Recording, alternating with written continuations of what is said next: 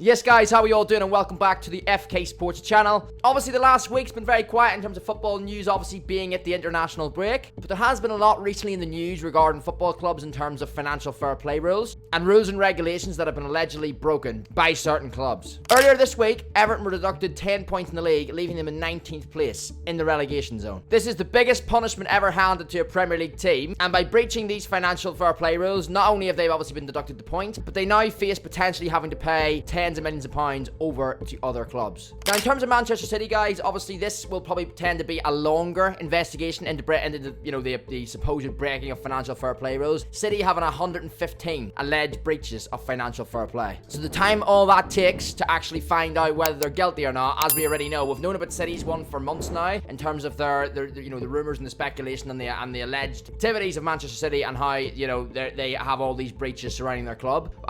Whenever it first dropped a few months back, whenever the news first released of this a few months ago, people were thinking, was it more immediate? Was it going to cause City more immediate problems? But obviously it's kind of went quiet on that front, since then. But as I say, City will be a longer investigation because obviously it's 115 alleged breaches. So the time the Premier League actually look into all this, and the financial fair play system looks into all this, it'll take them a long while, won't it? In terms of Chelsea, obviously Todd Boehly kind of admitted. I mean, this is the ironic thing about it. Todd Boehly. Now the thing to note, obviously, Chelsea's financial fair play stuff is obviously we're talking the Abramovich era. It's not obviously anything to do with Todd Boehly. He has spent a load of money, obviously since coming into Chelsea. Whether that's a good thing or not, probably Chelsea fans would say it's been spent obviously probably not in the best way. Obviously the way Chelsea are playing this season, they're not having a great season, and last year wasn't great for them either. But as I say, he has spent a lot of money, but these alleged breaches of financial fair play have been supposedly happening during the Abramovich era. The financial records didn't add up properly. But obviously when Boehly came into post as the new Chelsea owner, he actually kind of admitted to these the Chelsea kind of having a bit of a wrongdoing in terms of financial state, because he did inform the league's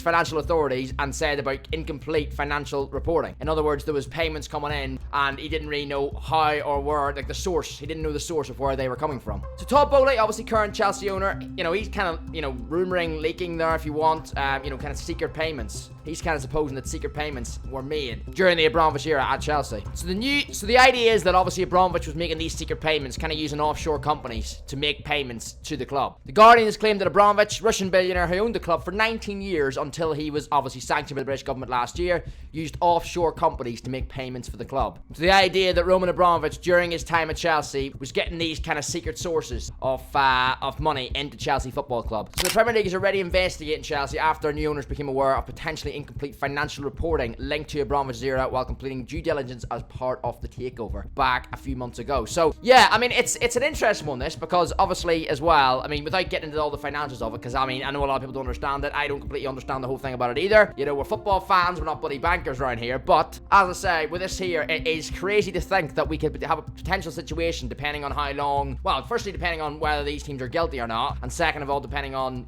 how long they actually take. Because as I mentioned earlier, City's one could take quite long because of the amount of breaches that they've apparently broken. The amount of rules they've broken, regulations they've broken, and then obviously Chelsea, as I say, with these kind of secret payments from offshore companies going into the club, making payments for the club. And this is kind of, as I said earlier, Todd Boehly kind of linked at this whenever he became the new Chelsea owner. As I say, he kind of said that there was incomplete. There was basically a report going through for the takeover, and some things just didn't, basically in simple terms, didn't add up. Some incomplete financial reporting is what they said on the post. Some incomplete financial reporting is the term that that a few news outlets have used. So as I say, yet again, just secret payments, some payments that haven't been kind of on the books, on the records, that Abramovich may have sanctioned during his time at Chelsea. Now, if these teams are guilty, what could they face? Well, as I say, this is the title of the video, Chelsea and City, could they get relegated? I mean, it's crazy to think that. Can you imagine Chelsea and City rocking up in League 2 or in the National League? I mean, it'd be crazy to think. And obviously, what that would do for a football club. I mean, man, obviously all their best players will be gone. They ain't gonna wait 5 years to get re-promoted again. And that's players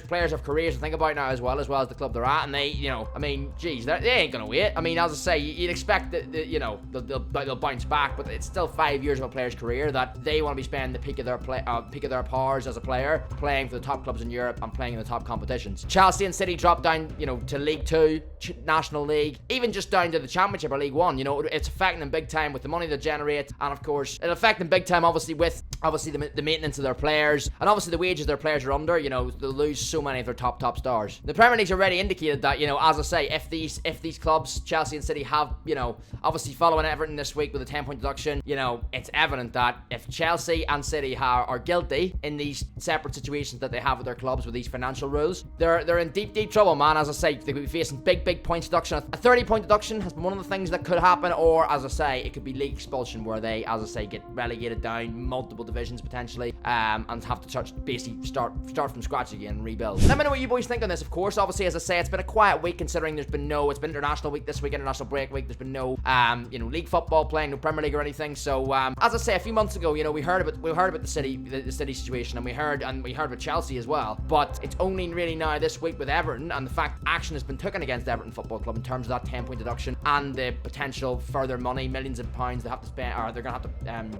transfer to other clubs as well. What does that now mean? Will that start to heap the pressure back on Manchester City and Chelsea in terms of what they've done wrong, or what they've supposedly done wrong? Could the fact that Everton's thing's been sorted now and been kind of, you know, addressed, will that kind of speed up the process? Could that be the catalyst to speed up this the process of finding out City's situation and Chelsea's situation? Obviously, drop your comments down below. Let me know what you boys think on this one as well. Of course, if any of you guys are Chelsea and City fans, especially, get involved. Let me know. I mean, I'm sure you're not very happy with the situations around your club. If you're a City fan right now, obviously Chelsea are not having a good season this season anyway, right? So, you know, hanging over you. These financial fair play breaches hanging over you. And also your club, of course, isn't playing very well this season on the pitch either. At least if you're a City fan, at least your team's playing well, and you're probably going to win another league title this season, albeit you do have these 115 alleged breaches hanging over your club. So let us know your thoughts on it. I mean, as I say, it's easy for you know, for City fans, Chelsea fans to, you know, you're going to back your club, of course. You're going to say, oh, we weren't involved in anything like that there, without really knowing, because you don't know. Like, if this was Manchester United, my club, you know, you don't know these things. You only go by the news. You know, we aren't deep within our football clubs in terms of, you know, the financial records and the financial statements that come through monthly, you know, weekly, monthly, yearly, and all the payments that come into the club and out of the club. We don't know that. We're just fans. We're just football fans that have a passion and love for our club. So, as I say, I'm sure if you're a City fan or Chelsea fan watching this, you're right to back your club. Drop your thoughts in the comments, though, and let me know kind of the issues surrounding financial fair play in football. Let me know what you think of it. I thought I'd make this video today. It's a bit of an interesting topic, as I said. So if you've enjoyed it, don't forget to smash that like button. Please do subscribe if you're new to the channel. We're trying to build up this community, FK Sports. Let's get that rolling, as I say, get more and more subscribers on this channel. We're trying to build it up. 200 recently hit as well on the channel, 200 subscribers, so really appreciate that. And yeah, I'll catch you boys in the next one, man. Peace out.